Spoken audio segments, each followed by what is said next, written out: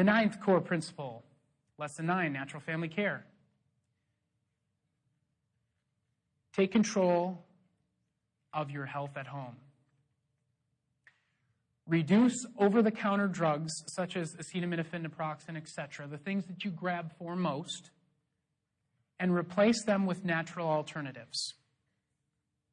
Use your resource guides for the reference. Remember the resource guides. We have the natural medicine chest in your reference guide, okay?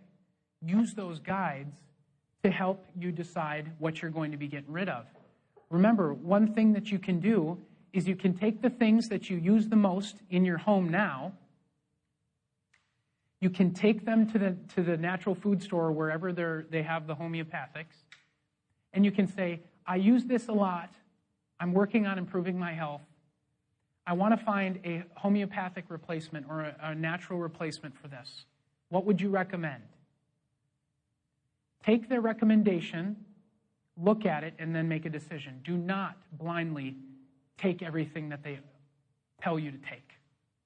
Read it, process it through what you've learned, and then make a decision. Okay? Through this, you will be able to reduce doctor visits and reduce or eliminate meds just by doing this one thing. Utilize natural foods and treatments to support the body through its necessary healing processes. How many of you have gotten a new natural health practitioner in the past since we've done lesson 9? How many of you have seen someone new? A few of you have. I know it's not always comfortable to do so, and maybe some of you have people on your team already. That's why you haven't seeked out someone new, and that's okay.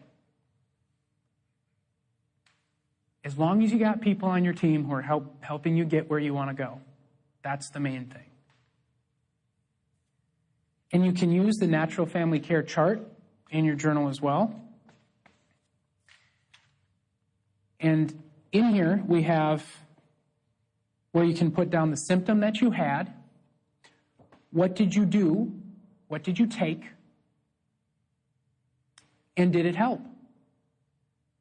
Wouldn't you want to know if you were successful once doing something naturally, wouldn't you want to be able to go back and reference what you did again so you remember it, just in case you forget? This journal is a perfect way to write down, I had a headache. Took arnica. Took 3 doses, 8 minutes apart. Did it work? Yeah, it worked perfectly. So next time, if you ever get a headache, if you forget what you did, you can go back here and say, oh, I took it 3 times, 8 minutes in a row, not 8 times, 3 minutes apart. Keep track of that stuff. And you also want to know if you did something that didn't work. And don't just throw it out if you felt it didn't work, because maybe you did it wrong. That's why it's good to write it down, because you might go back and be like, well, that's why it didn't work. I didn't do it right. It'll help to write that stuff down. Keep track of what you've been doing. Keep track of what you're successful with and what you're unsuccessful with. If you're unsuccessful, be a little bit critical of yourself and make sure you didn't make a mistake in how you implemented it, okay? Because natural treatments don't fail very often. They work. So if it didn't work, make sure you didn't get in its way or you didn't do it wrong. All right? Always be critical and make sure that you're keeping yourself accountable. Make sure you're doing stuff right. Lesson 10. As many of you could tell, Lesson 10 was my favorite lesson in the entire course. I got a lot of comments of the fact that that was a very passionate lesson. Everything lies on this subject. Everything. All of the things that we have talked about up to this time, none of those things can happen unless your mind is right. Unless you've made a decision, you've made some commitments with yourself, and you have a healthy way of looking at this new way of living. You stay positive with yourself, you leave some room to make some mistakes, and you realize that there's never failures. You'll just learn successful ways not to do things. So control and utilize your mind. It is the greatest power you have, I promise you. It's the greatest gift you've been given. Analyze and be aware of your beliefs. Many of us have beliefs that do not support us. We believe our body is sick all the time. We believe that we somehow aren't as healthy as we'd like to be. We believe that we're broken. We believe we're too busy to do this. All of these beliefs, you may have made them to be true, but they don't have to be true. You don't have to be too busy to prioritize some of these things in your schedule. You can change your schedule so you're not. So you can change this, but you have to be aware and you have to analyze your beliefs. Do your beliefs support the goals that you have? Or do you always have this little voice telling you, no, that can't be done. I can't do that for one reason or another. It's either too hard, it's going to take too much time, I'm too busy, got all this stuff going on. Do you have these little things, these little programs running in the background? These are the things, the programs, that are causing the health problems that you have. These are the beliefs that are running the behaviors that you're looking at, like, why do I keep doing this? Why do I keep doing this over and over again? I don't want to do that anymore. I want to make time for exercise in my life. It is important to me. I know how important it is. I watched the lesson. I saw all the reasons for why I want to move. Why do I keep making excuses?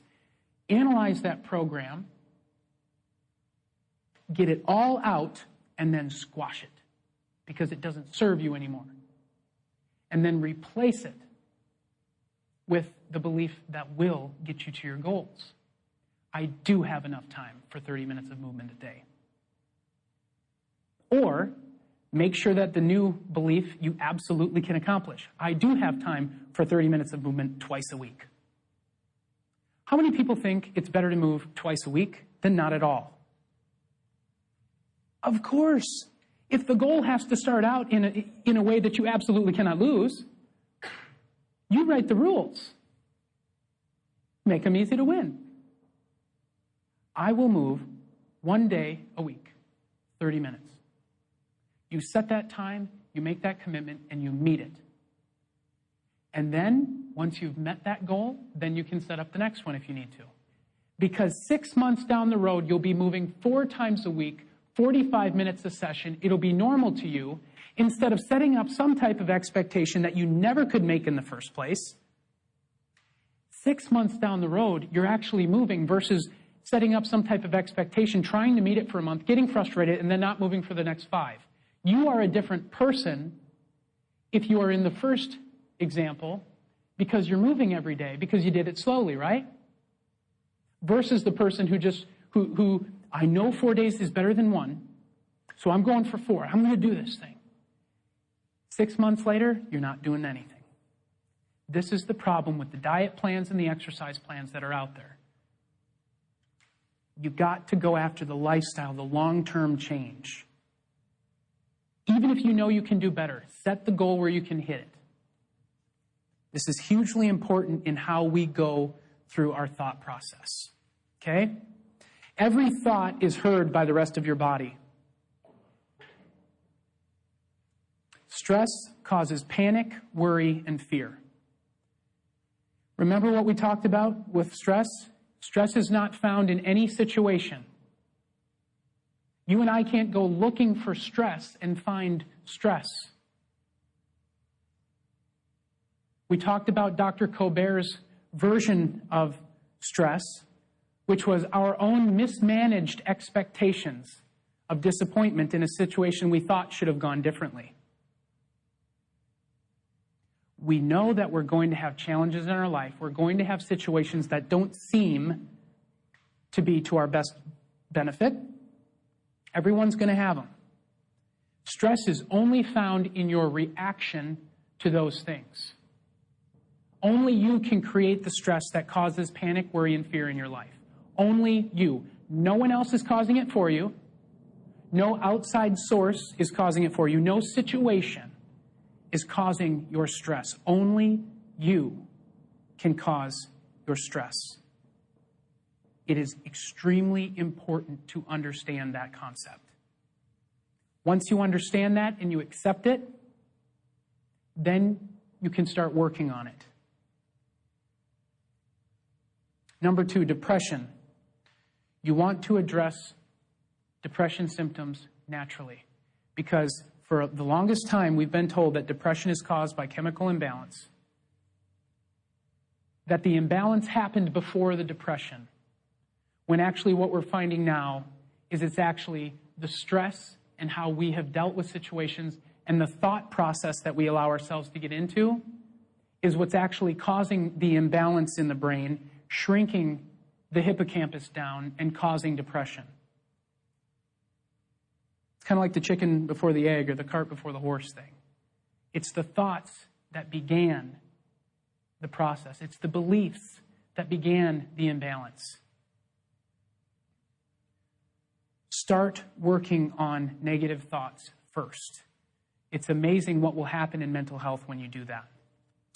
Number 3, prolonged stress and fear will kill you. This has been proven in science over and over and over again. Do not be in a prolonged state of stress. Be positive. Everything is a learning opportunity. Everything. Even if it doesn't seem supportive to you right now, have we all had situations we look back on and be like, that wasn't nearly as bad as I was making it out to be at the time? Can I see some nodding heads, please? I mean, come on, people. We've all had these situations we thought our life was over. And yet we look back on them and we're like, man, I learned a lot out of that situation. And I'm okay. I made it through. I'm a better person now. And the only reason you will have benefited from that situation is if you chose to. If you let that situation run you into the ground, it absolutely will. It's your choice. So use all situations for growth. Look at them, evaluate them, figure out what you can learn, and move on. Attract opportunities. When you are a positive person, is anyone here attracted to people who are positive and have energy? When you are that person, people are attracted to you. You'll be amazed at the opportunities that come about in your life when you become that positive person. Ever heard about the salt and the light? When you are the salt and the light, you will attract people looking for some light and some flavor in their life. Be that person. The mind is your greatest asset, or it can be your greatest roadblock. Be conscious of your thought life. Continue to analyze your thoughts and mindsets that you are in most of the time, and move to become more positive and solution-oriented. Solution-oriented. If something pops up and it's stressing you out and it's a roadblock, acknowledge it, put it where it belongs, and become solution-oriented. Fix it. Find a solution. If whole food is hard to get together, if you're struggling with your time frame and things like that, acknowledge it, develop more skill sets around it, create solutions however you need to. Stay focused on solutions. Do not stay focused on the issue, okay? This will keep you focused on the true progress in your life, what you want, what you come here for, the goals that you're trying to get to. It will keep you focused on those things. And you'll become more creative, and you will be a better influence on others.